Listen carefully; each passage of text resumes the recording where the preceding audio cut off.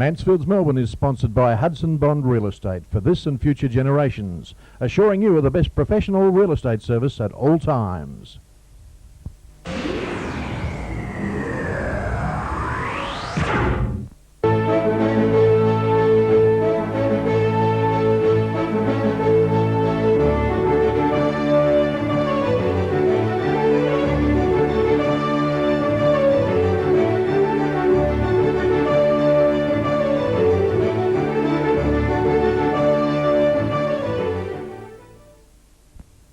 Good evening and welcome to the first edition of Mansfields Melbourne. A chance to look at what's making news around Melbourne, in your backyard, the local people, the people that are doing things, different things. In tonight's program we meet journalist Dan Webb and talk about the days of Channel 7 and 3DB. We'll find out about a new milk made from oats. We'll look at picket fences and how they're coming into the suburbs in a big way. Scuba diving down on the coast. We'll visit this week's Lilydale Regatta and visit the Knox area with real estate man Martin Pettit. And later we'll look at 3AW's fabulous history through the eyes of veteran Geoff Manion, who has heard on 3AW for many years. But first, Melbourne's local news with Claire Halliday. Welcome to local news on Mansfields Melbourne. I'm Claire Halliday. 2 Lilydale residents have each been fined for littering after they dumped rubbish right in front of Whittlesea Council local law officers. The Whittlesea Advertiser newspaper reports that the officers were taking an evening meal break in the car park when the 2 separate incidents took place. Charity clothing bins have been banned in the Northern Suburbs municipality unless special council permits have been issued. A centre which focuses on the history of the Aboriginal Centre in Healesville was opened by State Minister Anne Henderson last week. The Yarra Ranges Advertiser says the Galena Beak Living Cultural Centre will provide economic opportunities for the local Koori cooperative. A protest meeting was held yesterday in the Carlton Gardens by a number of groups calling themselves Hands Off Our Parks. The groups protested against the state government's formation of Parks Victoria. Protesting groups included the Town and Country Planning Association, the Victorian National Parks Association and the Australian Conservation Foundation. From the north, the Diamond Valley Football League will this year present a 90-minute show on Tuesday nights on Optus Local Vision. The league has an hour show on Saturday on Channel 50 and the match of the day will be broadcast Tuesdays. And that's all for now, so back to you, Bruce. Thank you, Claire, with our local news, and Claire's with us every night on Mansfields Melbourne. Well, tonight our very first guest, and it's lovely to have him with us, a good friend of mine, Dan Webb from Channel 7, 3DB, this day tonight, Video Village. Yeah. Oh. Bruce, it's a thrill to be here. You said to me, this is a bit like the early days of Channel 7. It's just like the early days, except the sets don't fall over. Yeah. Well, did they ever fall over for you? Oh, yeah. No, not for me, but there was a man called John Hanson who came from the Little Theatre, known as St Martin's, I think now. Right. But in those days it was the Little Theatre, and they brought him in specially to train all the scene shifters. Yes. And he was a disaster. he used to walk around with a stopwatch, timing these poor blokes. And of course they were in such a hurry and so frightened of John Hanson that the sets were constantly falling over. And on opening night at Channel 7, do you remember? Oh, yes. Mr Pastry, who came from the Tivoli, Yeah. and he went berserk. They had a set, they took an OB van to the Tivoli. Right. And they were filming the Tivoli show, or it went live, of course. They didn't film, there's no way of recording. And Mr Pastry got on the set and raised a laugh or two when he smashed something, and this went to his head. And he went around the set and he smashed and pushed every bit of scenery down. Yeah. I wonder what he's doing now. Probably about 7 years. Listen, Mount Buffalo is very special to you because you've got a book out. You're writing Well, this it's for not out. It's taken 3.5 years so Are you a far. very slow writer? Yes. I dot my I's. Yeah. Some of the early shots of Mount Buffalo, I don't know whether we can see them very well, but it's got a wonderful, colourful history up there, Dan, Well, hasn't it was the cradle of skiing in Victoria. That's why Buffalo is important. And, Yeah. and it was the cradle of skiing simply because there was a railway line that went to the foot of Mount Buffalo, the railway line to Bright. Yes. And so people could get off at Bright and then get a horse and carriage up the mountain when they built a road eventually. Right. Harold Clapp might remember, you might remember, no, Yes, before yes. your time? I don't remember the club. He was the man who electrified Victoria's railways. Did he? He was brought back from America. He was an Australian, but born of American parents. But he distinguished himself by electrifying railway lines in America. Right. And was a very big name. And they brought him back, and he became chairman of the commissioners of the Victorian Railways. Yes. And electrified the railway lines. But the Mount Buffalo Chalet, thanks to Harold Clapp, became a really good place to stay, because before that it was pretty darn still there. Dan Webb, thank you for being our very special guest on the first Mansfields Melbourne. Lovely meeting you. I'm honoured. See you again soon. Speaking of memories, as we were with Dan Webb about the days long gone, let's have a look at some wonderful archival footage of dear old Melbourne.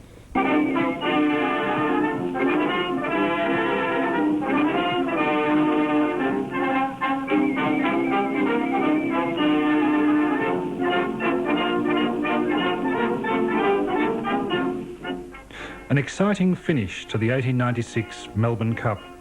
Newhaven rounds the final turn well in the lead, while a man in a straw boater stares into the camera, waiting for directions from Barnett, who runs out to join him and shouts at the group to wave their hats about. Newhaven bolts home with a clear margin of several lengths, and the bookmakers had a bad day, as you'll see.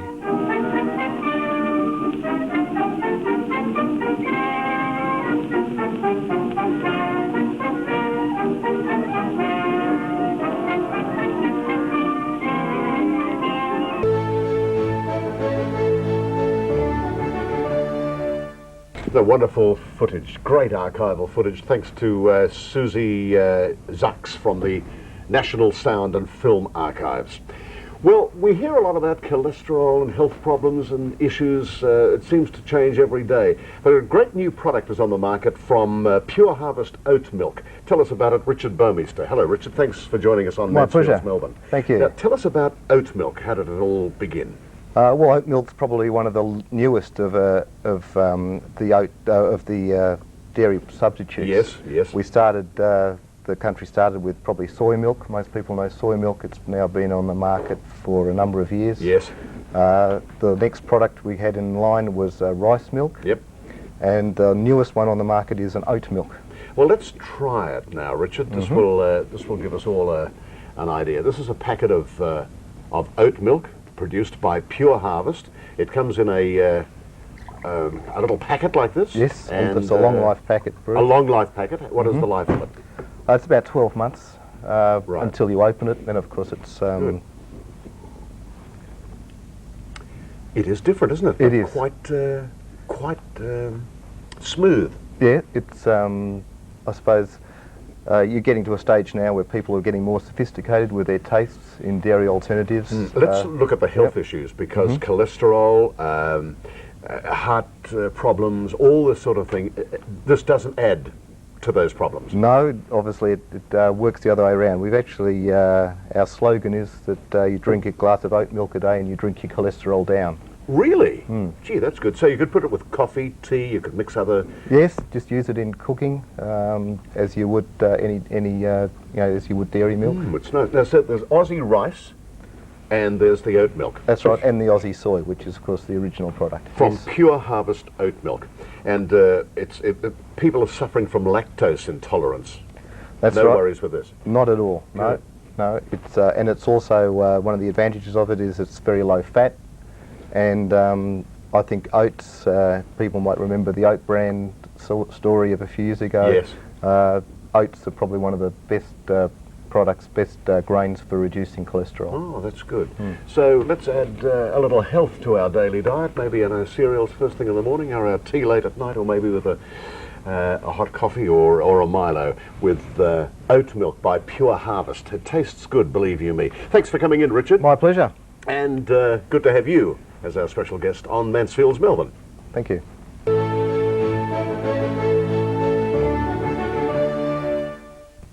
This is Mansfields Melbourne, and there's nothing that I like more than to drive around the suburbs, especially the inner city suburbs, and have a look at some of the Victorian and Edwardian housing. And it's rather lovely to see some of the new concepts in housing, especially down at Port Melbourne, I noticed last week. not just flat developments, but there's Edwardian architecture, there's lace work and picket fencing. And one of the big components of this new look is Graham Bird from Bird Pickets.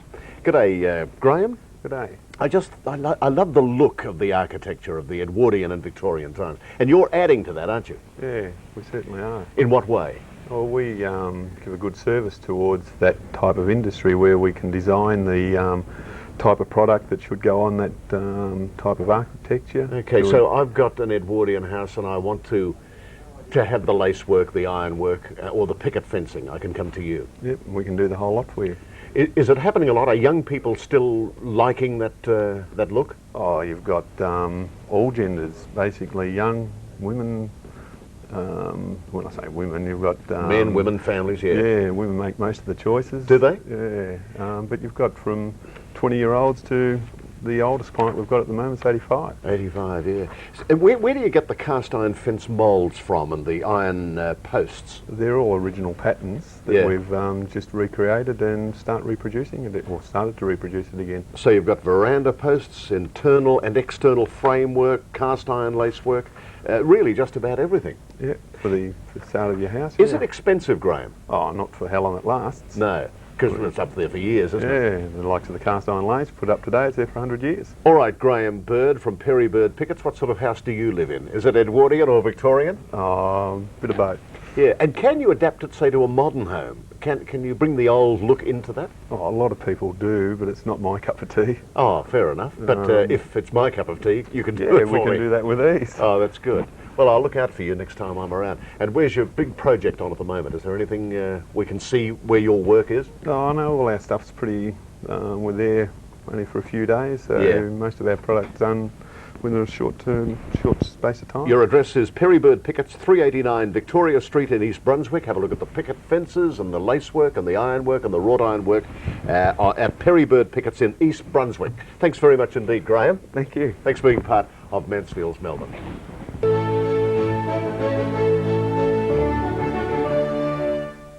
This is Mansfields Melbourne Monday edition, and one of my special guests this week, and it's very timely because Radio 3AW celebrated 65 years on the air last weekend. Geoff Manion, one of the great stars in the galaxy of 3AW. How are you, Geoff? Lovely to see you. Good to see you I too. didn't know that. 65 years. On last Saturday. Is that right? I was there for nearly all of that. Yeah, you were. You came over from Perth as a very big star, didn't you? Well, a medium star. Oh, you did. Collins Street was a Oh, yes, we did buzz. have a bit of a welcome here, yes. Yeah. And you ended up doing wonderful work with Mary Hardy and Billy Caron over the years. Yes, that was later. I came over and did the breakfast program for 6 years. Yes. After Happy on AW, and he went to telly. That was 56, just before the games. But then I went afternoon, I did all sorts of things, everything except Midnight to Dawn, actually, but I did a lot of afternoon, as you say, with the girls. I heard you with Ernie during the week. It was a wonderful interview, recounting some of the great people you've interviewed over the years. Just reel some of them off, Geoff. Well, that's difficult, because I could say, as far as entertainers are concerned, about the only ones I haven't interviewed were Frank and Bob Hope. All the other stars have been through Australia. Most of them I've had the pleasure of interviewing. Is there one that you would love to? Would it be Frank Sinatra? Would you? Oh, yes. Yeah. That would be like, $10,000 a week rise. Wouldn't it? Yes. Not many people have interviewed Frank. He's not too mad on it. No. Jeffrey Brooke is one who has, and Harry Sutcliffe. Remember Harry? Yes. Of record fame? Used to be A&R man for Pie originally. And then Capital America, and that's where he toured with Frank. Yeah. And he got some very good interviews, yeah. And he's a beaut bloke. And who was that fellow that lives up on the Gold Coast? Alan Heffernan. yes, Alan, he's still there. And Al, he was the manager for Lee Gordon, money manager. Yeah. Yeah. Lee Gordon brought some great shows out. Oh, well, he was the leader of the great entrepreneur of the rock and roll. That's right. 57. Yes. I remember bringing the platters in from the airport one time. I was helping Alan because the plane was late, and the platters were one of the stars of the big bullpen, festival Yes. hall. Yes. And he said, well, jump out and grab the platters off the plane. They were running late. I'll never forget this. I had this brand new two-tone yellow-black Holden station wagon. Right. And I bundled them in, the original platters, this is, not the copies. And away we went, and they were petrified. I could see their eyes rolling in the back seat, saying, hey man, you're going to kill us, you're on the wrong side of the road, you're doing 100 miles an hour, And the girl in the platters had a very, very fine mouth for invective. I've never heard, lots of things I've never heard before. And anyhow, we ended up racing them down the side of the stage, and the side the store up on straight onto the stage, petrified in a frightful condition they were, but they performed. Isn't that funny? The original. But I players. got tied up with a lot of those people. Early interviews with most of the the rock and rolls that came out here. Yeah, Geoff, come back and see us sometime soon on Mansfields Melbourne, will you? That'd be a pleasure. Good on you, my friend. Thank you. Geoff Manion, our special guest today.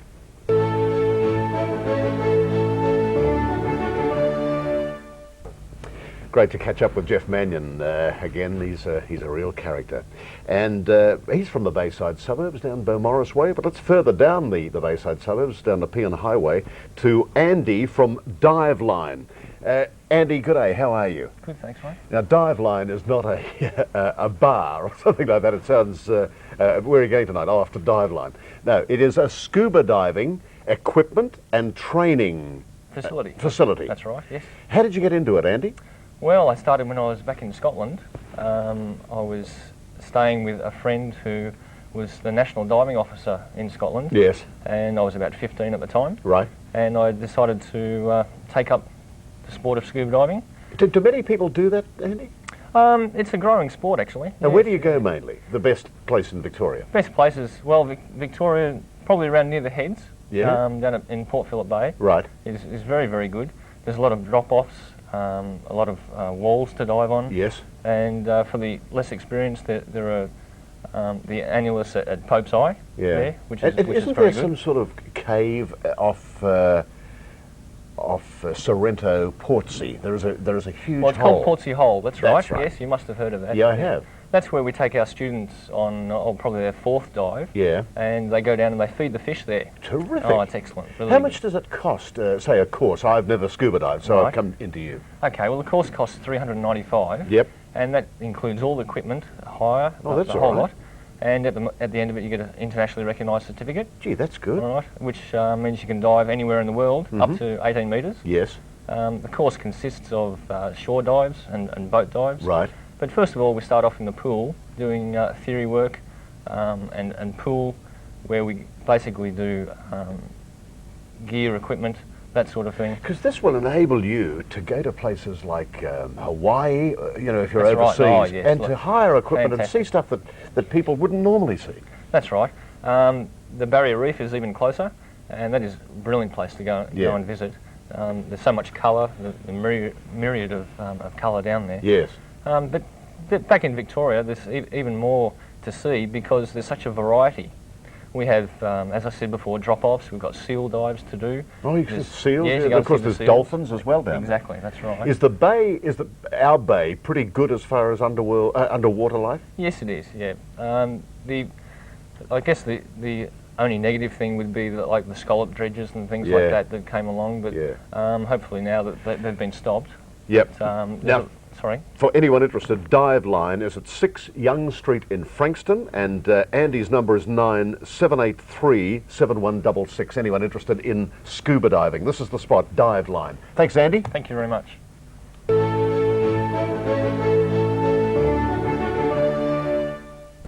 This is Mansfields Melbourne, and without a doubt we're covering Melbourne from north, south, east and west, and we're not leaving the eastern suburbs out. In fact, we're involving them now because across at Lilydale, the fabulous Lilydale Regatta is going to be held this coming Sunday, March 2nd. Shane Latham is with us, and he's going to tell us now about this Lilydale Regatta. First of all, Shane, welcome to Mansfields Melbourne. Hi, Bruce. Where's it going to be held? Lilydale Lake, which is on Swansea Road in Lilydale. I know it, yeah. It was originally just a swamp area. The Melbourne Water and the Shire of Lilydale took it over to build it into a lake as a water catchment area. Right. Because of flooding. Now it's just turned into a beautiful recreational lake area with plenty of parkland around it. So you have the regatta every year? Every year, yep. It's been going now for 7 years. Right. And it's just getting bigger and bigger. Local traders are getting behind it in promoting goods at the expo area. Yeah, we normally have we have an expo area with local traders and also local corporate sponsors that sponsors during the day, and we also have 2 stages there. Oh, great! What bands, rock and roll band? We had one last year. We've got 2 stages this year. We split it up, one for a community stage and the other one does a sporting arena stage. Yeah. To sort of split them up rather than having bumping into each other. Now the CFA, who do a great job up in your area, in Lilydale and the hills, they're getting right behind this. Yeah, the CFA and the SES also, they both come along because it's a water event and we have under 14s and kids in the water. They supply us with emergency dinghies as safety precautions in case the kids get in any trouble. That's a good thought. And the CFA are there to assist with parking and also fire displays. Now, how serious is the regatta? I mean, are people building launches and floats as we speak? The early years, a lot of the boats didn't get very far. They'd sink or fall apart before they got halfway around the course. But as the years have got on, they've got more experienced. Some of the boats, and even though it is competitive on the day, especially in the kids sections, and that's what it's mainly for, the kids on a family day, all the kids normally get some sort of a prize, whether it's a prize money for actually a first or second, or then we go to a medallion for just a runner-up type thing. Well, there you are for your children in Lilydale. Get those boats built, and I suppose you can build them with tubs and tins and rafts and canoes. Yeah, no, there's no tins. It's, because it's a recycling type craft. Good point. It has to be made out of plastic recyclable containers. Yes. They may use PVC piping to make a frame, but that must be at least 70% plastic containers. Oh, and the oars as well must be plastic That's containers. rather good to also bear in mind for other activities in rivers, to keep the rubbish out of the streams and things. Yep, no, it should be a good day. What do you do for a living, Shane? I work for the railways, actually, in the train control centre in Batman. You had a hot spell last week. You had to stop some of the trains. Yes, I had a bit of a bad week, I believe, but I was off for 3 days, luckily. Good on you. We'll look forward to the Lilydale Regatta this coming Sunday at the Lilydale Lake. Hard to say, Lilydale. It's the regatta on this coming Sunday, March the 2nd at Lilydale Lake. Get along and support it. Thank you, Shane, very much for being part of Mansfields Melbourne. Thank you.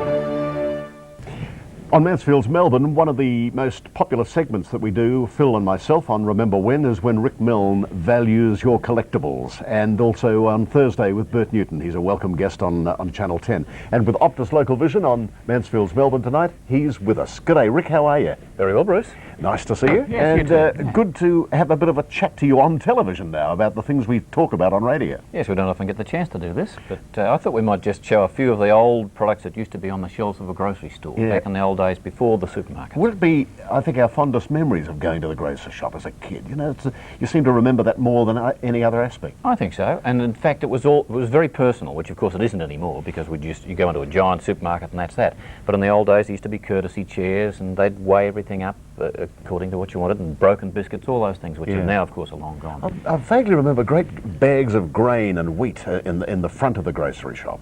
I used to actually worked in the grocery shop, and my job was to weigh out 1 pound packages of all sorts of things, from sugar to salt to just everything. And you're right, there were lots and lots of bags of things in large lots in sort of wholesale. Let's just look at a shot now of some of a lot of memories will be brought back to people with Rinso and Pumiso and Preservine. I'd be a bit surprised, Bruce, to hear that an old Rinso packet like this, which is still full, but it's just a small Rinso pack. We sold one of those in an auction recently for about $45. Rick Milne, you amaze me. And this is Mansfields Melbourne.